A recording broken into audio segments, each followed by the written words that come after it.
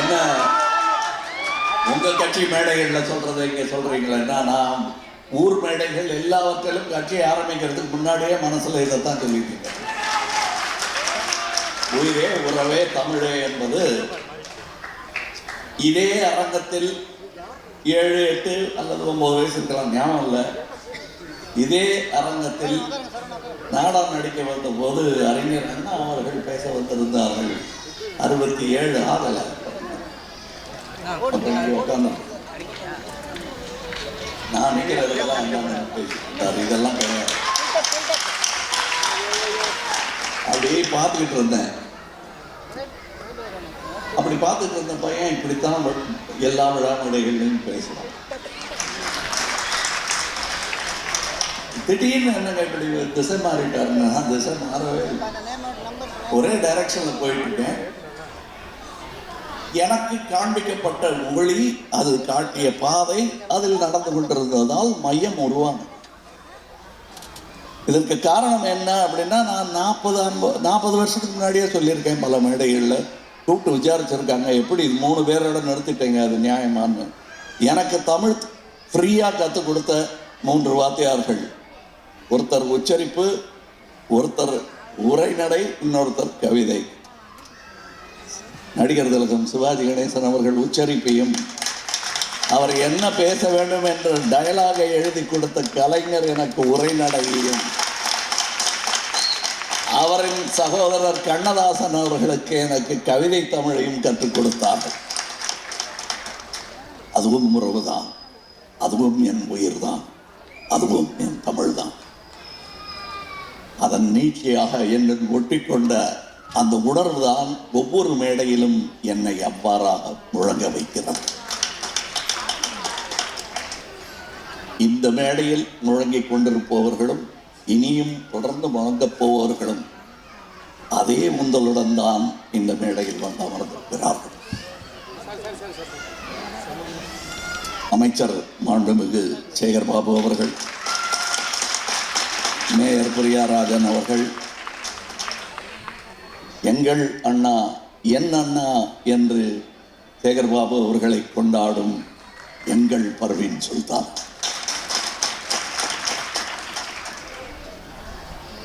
எங்களை பார்த்த ஸ்நேகன் விழாவில் நினைக்கிறேன், அவர் விழாவில்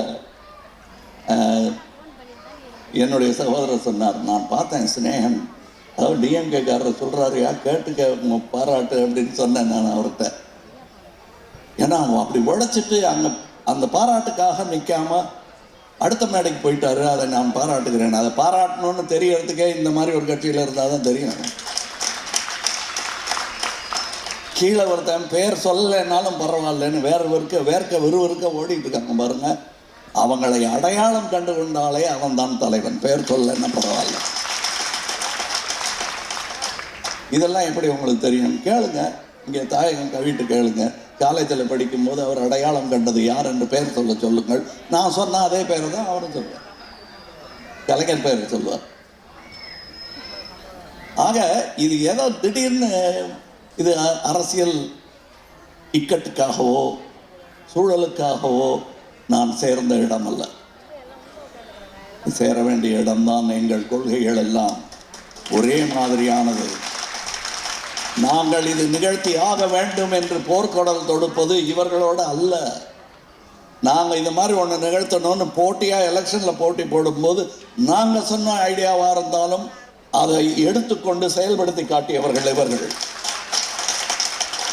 இவங்க கூட சேர்றதா, நம்ம யாருன்னே தெரியாதவங்க கூட சேர்றதா, அவ்வளோதாங்க. இல்லை பெரிய சிந்தனை அரசியல் அறிவு அவங்களுக்கு மட்டும் இருக்கிறதா நினச்சிட்டு நமக்கு இல்லாத போல கவலைப்பட வேண்டாம். இன்னைக்கு நான் சொல்கிறேன், இந்த மேடையில் இது நம் துணை முதல்வருக்காக நாம் கொண்டாடும் ஒரு பிறந்த நாள் விழா. இதில் வடநாட்டில் இருந்து யாராவது நம்ம பற்றி யாரும் தெரியாமல் இருந்திருந்தா, இங்கே அமைச்சர் யார், செயலாளர் யாருன்னு கேட்டால் தெரியாது. அவர் இப்படி காட்டிட்டு சும்மா உட்காந்துருக்கிற காட்ட அவர் தான் அமைச்சராக இருக்குமோ அப்படிம்பாரு. சேகர்பாபுவை கையை காட்ட மாட்டாங்க, தெரியாது அவங்களுக்கு. ஏன்னா அவரை பார்த்தா அவர் ஏதோ இதோட இந்த நிகழ்ச்சியை நடத்திட்டு ஒதுங்கி போகிற ஆள் மாதிரி. அப்புறம் அங்கே போய் உட்காந்துட்டார, ஓஹோ இவர் தான் அமைச்சராக இருக்குமோ அப்படின்னு தான் அவங்களுக்கு தெரியும். இங்கே ஓடி ஓடி உழைத்தவர்கள் அயர்ந்து உட்கார்ந்த இடம்தான் இந்த பதவி. அதை அந்த 13 வருஷம் ஓடி இருக்காங்களே, அது என்ன 13 வருஷம்? அதுதான் 13 வருஷம் ஓடினாலும் அதில் எங்களுக்கு வெற்றியே கிடைக்கலன்னு சொல்ல முடியாது. 5 முறை முதலமைச்சர் ஆகியிருக்கிறார். 13 வருஷம் அவருக்கு ஓய்வு கொடுத்தது கரெக்டு தான். எங்களுக்கு வருத்தமாக இருந்தது. ஆனால் அந்த ஓய்வு கூட கொடுக்கலன்னா அவர் 90 வயசு வாழ்ந்திருக்க மாட்டார். நன்றி, அந்த ஓய்வுக்கு நன்றி. ஏன்னா இன்னும் கொஞ்ச நாள் இருந்தார் அவர் எங்க கூட. அதே போல் அவர் பேரனும் வெகு நாள் நீண்ட நாள் வாழ்ந்து இந்த அமைப்புக்கு நன்மை சேர்க்க வேண்டும். திமுகங்கிறது ஒரு உணர்வு. கலைஞரே பிறக்கலைன்னா, அண்ணாவே பிறக்கலைன்னா வேற யாராவது வந்தே ஆக வேண்டிய நிலைமை. நல்ல வேளை இவங்க வந்தாங்க. சரியான ஆட்கள் சரியான நேரத்தில் வந்தது. அதோட எங்கேயோ 1920 ஆரம்பிச்சாச்சு இந்த இயக்கம். அதுக்கு உருவம், அதற்கு பொருளும் மக்களுக்கு புரிய நேரமாகிவிட்டது. அவ்வளவுதான். அதுக்காகத்தான் இவ்வளவு 75 வருஷம் ஆச்சு. எங்களுக்கு புரிந்து விட்டது. என் வயது என்னவோ அதுதான் என் புரிதல் டிஎம்கே பற்றியது. நான் கண் திறந்த போது பார்த்த சூரியன் தான்.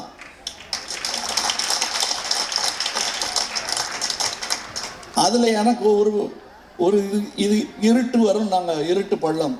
நாளை சூரியன் வரும். இருட்டை பார்த்து பயப்படாதீங்க. இருட்டை பார்த்து நான் பயப்பட மாட்டேன். ஏன்னா விடியும், அப்போ உதயம் வரும்.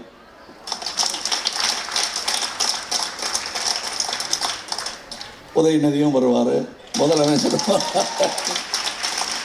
இன்னொரு பாராட்டு விழா கூட்டம். இந்த அரங்கம் பத்தாது. இங்கே இவங்களுக்கெல்லாம் பரிசுகள் கொடுத்துருக்காங்க. எனக்கு ரொம்ப சந்தோஷமா இருக்கு. 500 மகளிருக்கு சுய நிதியும் புத்தாடையும், 200 கல்லூரி மாணவர்களுக்கு ஊக்கத்தொகை, 110 கர்ப்பிணிகளுக்கு பேறுகால உதவித்தொகை, 100 திருநங்கைகள் நலத்திட்டம், 50 கல்லூரி மாணவர்களுக்கு லேப்டாப் வழங்கப்படுகிறது. இது பிறந்த நாள் பரிசு தான். இன்னும் நிறைய பரிசுகள் கொடுத்துக்கிட்டே இருக்காங்க. எந்தாவது ஒரு காரணம் சொல்லி மக்களுக்கு நன்மை செய்ய வேண்டும். அது பிறந்த நாளும் ஒரு காரணம். அப்படித்தான் நான் இவர்களை பார்க்கிறேன். அப்படித்தான் நான் என் தம்பிகளையும் பழக்க வைத்திருக்கிறேன். 40 ஆண்டா நாங்கள் கட்சிக்கு வர போறோன்றதை பற்றி எல்லாம் கவலையே படலை. நற்பணிதான் நம்முடைய தலையாய கடமை. மக்கள்தான் நம்முடைய தலைவர்கள். அவர்களுக்கு நாம் அனைவருமே தொண்டர்கள் என்று நினைப்பவர்கள் தான் நல்ல தலைவர்கள் என்று நம்புகிறது மையம். மையத்திலிருந்து பார்த்தாதான் அந்த மரியாதை புரியும். நான் அங்கிருந்து பார்த்தேன். அதற்கு சான்று எப்பொழுது துவங்கியது மையம்? ஏதோ அவசரத்தில் துவங்கப்பட்டதில்லை.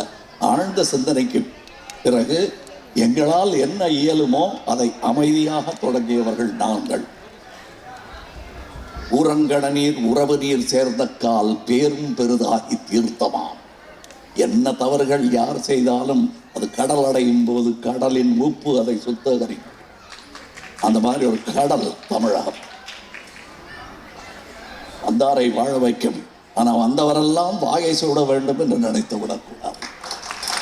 வாழ்வு தேடி வாருங்கள், கண்டிப்பாக கிடைக்கும். வாகை சூட வேண்டும் என்று வந்தால் எங்கள் போர்க்குணம் விட்டகலாது. நின்று காப்போம் தமிழகத்தை. அதனால் தான் இந்த அலையன்ஸ். புரியுதா? தமிழில் சொல்லிட்டேன். பட் இப்போ எல்லாம் மெசேஜ் வந்துருச்சு. இவங்க காட்டினாங்களே இப்படி சொன்னா தமிழில் அவங்களுக்கு டிரான்ஸ்லேட் பண்ணி சொல்லிடும்.